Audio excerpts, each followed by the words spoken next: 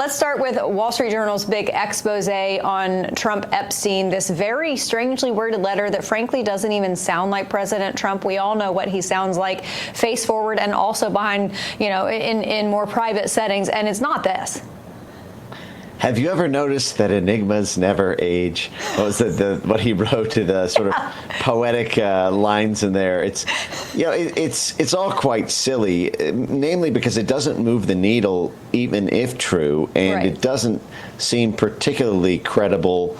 So I think that there's been a lot of talk about this because I think Democrats are desperate to try to find something to try to tip the edge of Trump against his base.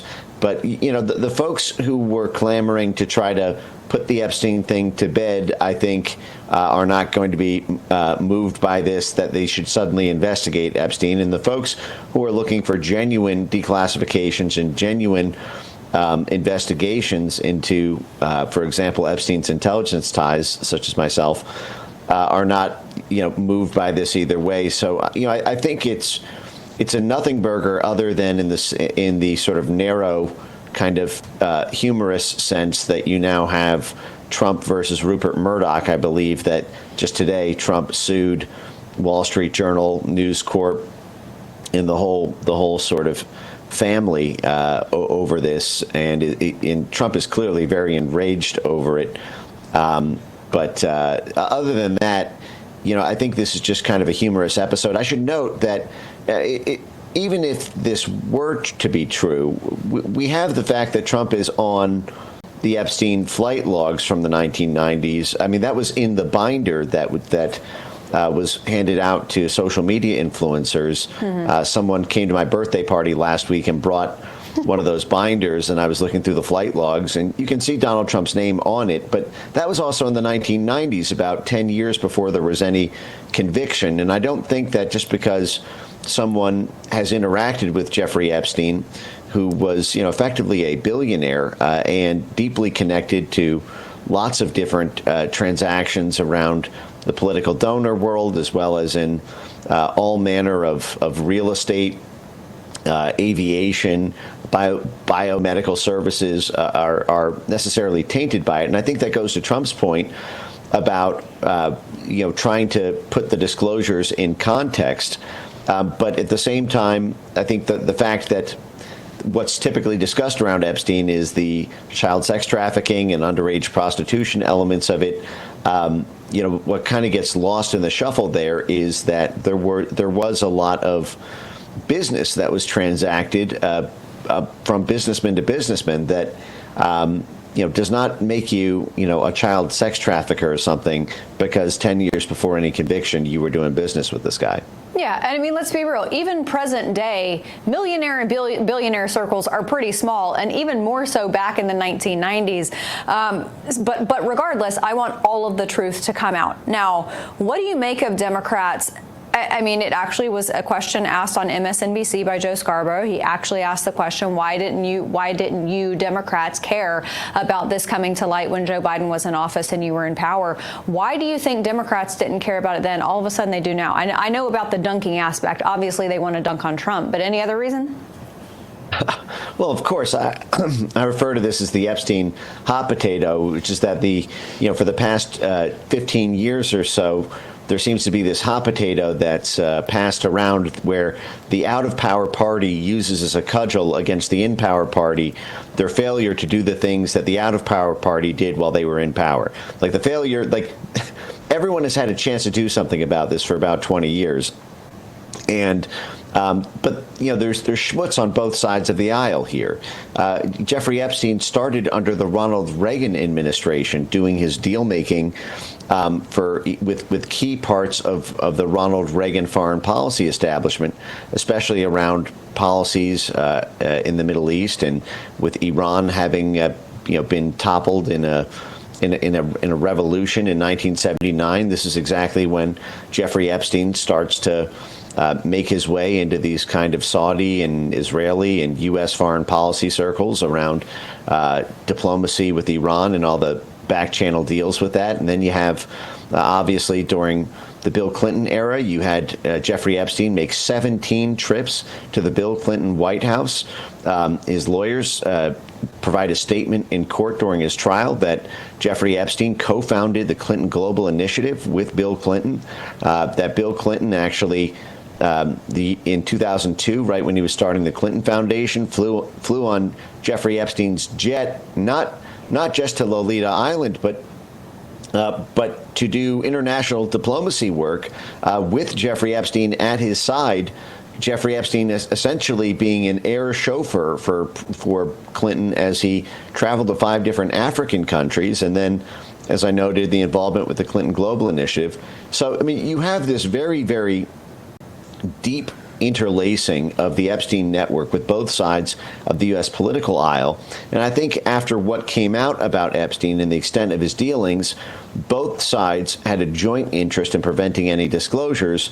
And it was almost like a silent, mutually assured destruction compact that neither party would do anything. But it is quite humorous to hear Dick Durden say, well, either it was a conspiracy and they lied to us, or it's true and they're covering it up. You know, when I hear him say that, it's kind of one of these, the worst person just made a good point kind of moments. Yeah. Because that is, I think, the way a lot of the Trump base feels, which is that you use this as a sword. Donald Trump talked about this as early as February 2015 when he was just running for president with Sean Hannity. He was at CPAC, I believe, and said, Bill Clinton, nice guy, but he's going to have a little problem with a little guy named Jeffrey Epstein and his famous island. And then, J.D. Vance, Kash Patel, Dan Bongino, Pam, everybody ran on this as being, we're going to be the ones who finally do something about it. And to the admin's credit, they have been the ones to finally do something about USAID, to finally do something about NPR and PBS, to finally do something about the State Department and the biggest layoffs in State Department history just this week.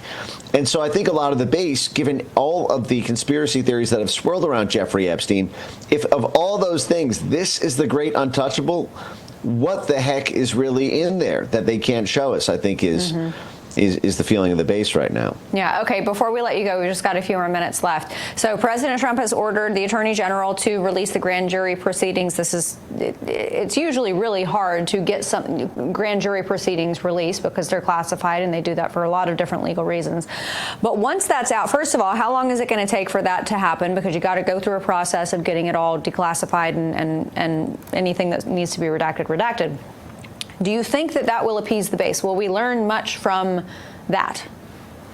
I think it's a good start. I think that the motion has been filed today, which is exciting to see in the sense that Trump effectively directed it last night, and then by the next day, there was a motion filed in court, which I think shows the speed of the responsiveness to voter grievances. And again, I think this is the most responsive admin maybe in U.S. history to just the sentiment of the electorate. But the fact is what troubles me is that there are so many easy things that can be done that are easy to do but easy not to do, that would give direct answers rather than hinging it on the whims of a judge or having to navigate, very, very deep levels of bureaucracy. One of the points that I've been harping on is this question about whether or not Alex Acosta's reported statements to the Trump transition team in 2016 that Jeffrey Epstein belonged to intelligence and to leave it alone, and that was the reason for the sweetheart deal.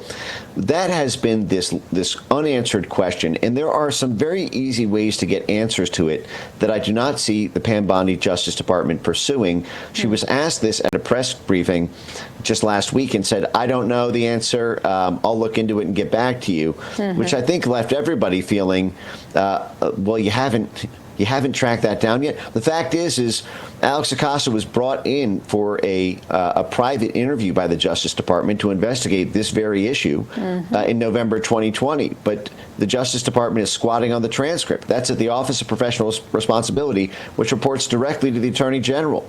So Pam Bondi could walk down the hall, simply get the transcript from the November 2020 investigation, release it to the public, and then any emails from any Justice Department insiders like Bill Barr or his deputy Jeffrey Rosen, who worked on that OPR to shape it, that OPR review, and make that information public, and so that we know at least what the Justice Department knows about Epstein's alleged intelligence ties. At least put that one to bed. At least give us an answer on that.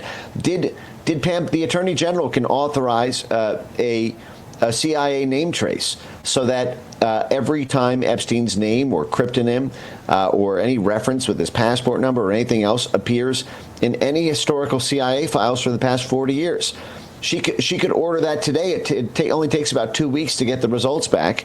Have these basic things even been done, or have they been banking on a kind of Epstein fatigue to set in so that they don't need to be responsible? This is why I think these sorts of specific asks are important. I think that Pam Bondi, the next time there's a press conference, should be asked directly, have you obtained the Alex Acosta report transcript with OPR? Why not, after all this time, release it to the public?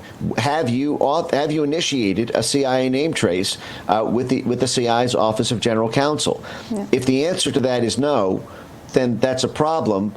If the answer to that is no, and I'm not even going to, then that becomes a big problem. Absolutely.